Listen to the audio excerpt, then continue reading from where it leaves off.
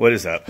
It is Sunday, and after church I stopped by a friend's house to take a look at an AC on a property that he's doing a remodel on, and I thought it was just going to be some electrical issues or something from the description, but I came out here, it was well booby-trapped. Initially booby-trapped because this is a Chainsaw Charlie installation, so that already got that going against it. But the cover was kind of off.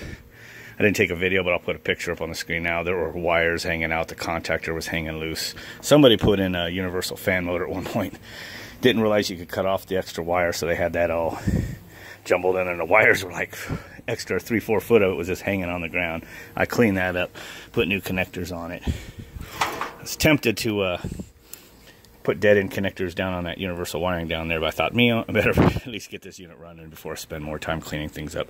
Up in the attic, the covers were off, fuse was blown. Oh, this control wire was not ran through here, it was ran and hanging directly out of the I don't know why.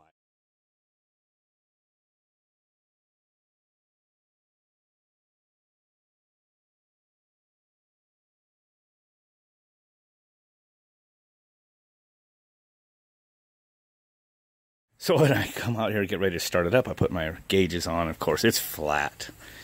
So I put just a pinch of refrigerant in there, and it's just coming right out, right at that somebody's coupler. There's a coupler like 1 inch away from the original fitting right there, so I don't know what happened there. But again, Chainsaw Charlie. So it looks like I'm not gonna be able to fix it right now. I don't have torches, vacuum pumps, nitrogen, all that stuff with me, so we will have to make a return visit.